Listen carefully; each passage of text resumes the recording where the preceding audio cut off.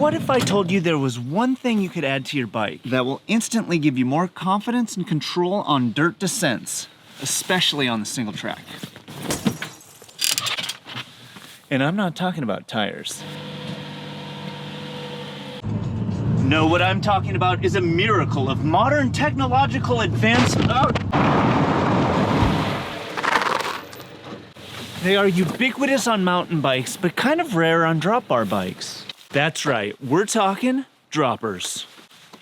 And because this video is brought to you by Competitive Cyclist, I finally got my hands on a RockShox Reverb Access dropper for the Cutthroat, so we can see how this bike really sings.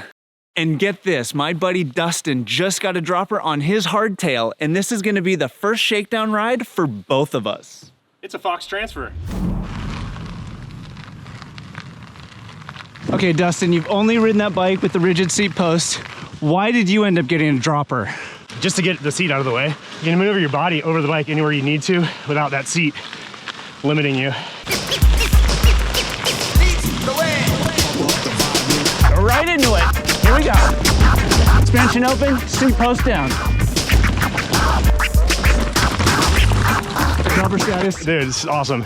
So fired up from that. Note to self, don't follow Dustin. He is way more advanced than you are, Dustin.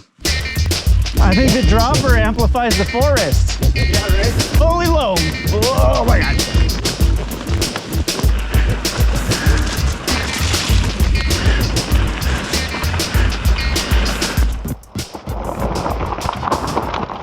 So the reason I went with this Axis Reverb dropper is because the Cutthroat has a 27.2 seat post. And it's one of the few droppers that fit, not to mention the ease of installation is completely out of sight.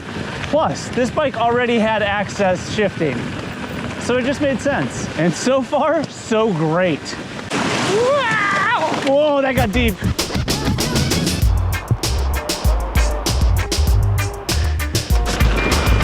I can ride the trail and like pump things that I would normally like have to be considerate of what I'm riding over. So it's like a whole different ballgame. It's like a big pump track.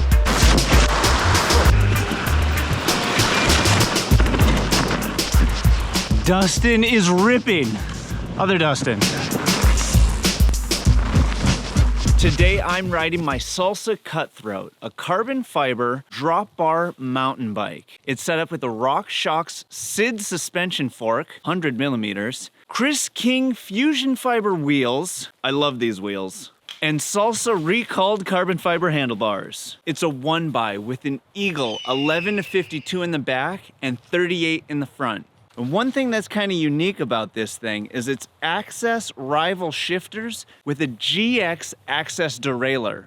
Total mix and match, perfect for this rig, which is also why it paired perfectly with the RockShox Reverb Access dropper.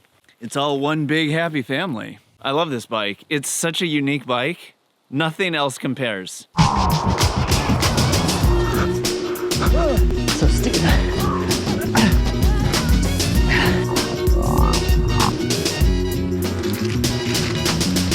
I went square, Dustin went circular. Okay, midday check-in. What do I think of this dropper on the Salsa Cutthroat?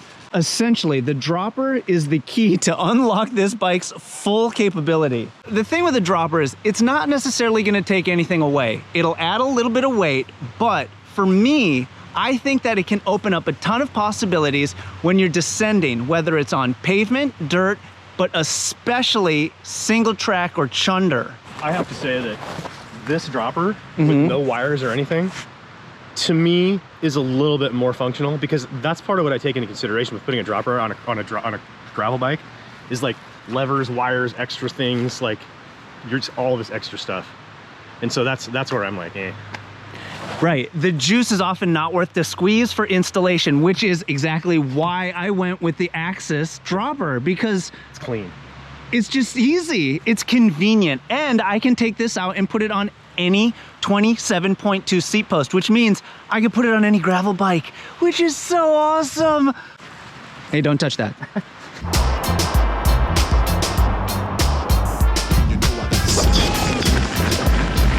Yikes.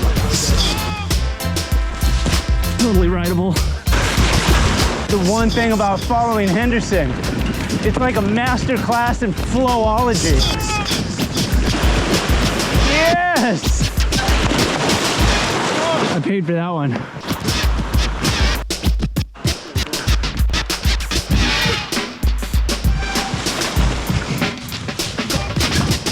Ow! Fucking hell! Ouch!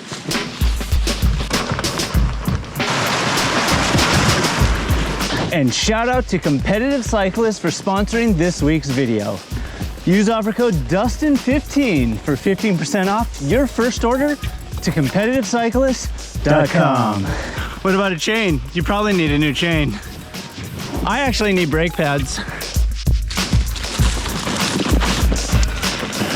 Frosty back here. Go to DustinHenderson.com and join his 6-week course in flowology. Oh man, this is so fun. Man, that was Awesome. whew. So what exactly did this dropper do for me and this bike? Now it's just getting that seat post out of the way gives you so much room to maneuver the bike, especially when you're on technical descents. Without that, it's actually rather terrifying and the bike starts working against you. So I'll use all the help I can get. And not to mention that using the dropper on paved descents means you're just gonna be faster. Your center of gravity is lower on the bike, you're stable because you're still on the saddle.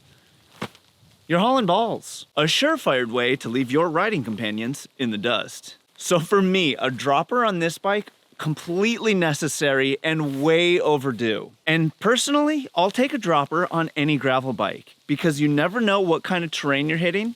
And if you got a descent or two, you might as well drop it like it's hot. Is that funny in the snow? Are they for everybody? Well, that's up to you to decide. Actually, I'm curious, what are your takes on a dropper on a drop bar bike? And the ride by the numbers?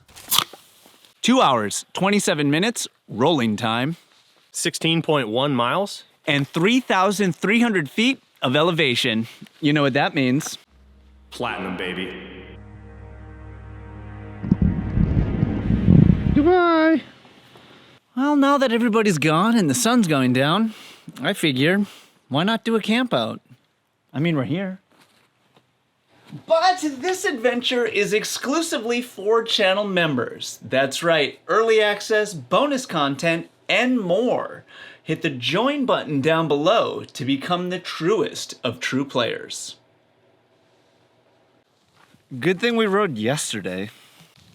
And if you want more drop bar mountain bike, check out this ride where we do the Ocho with Ron and the Adventure Squad. Good times had by all.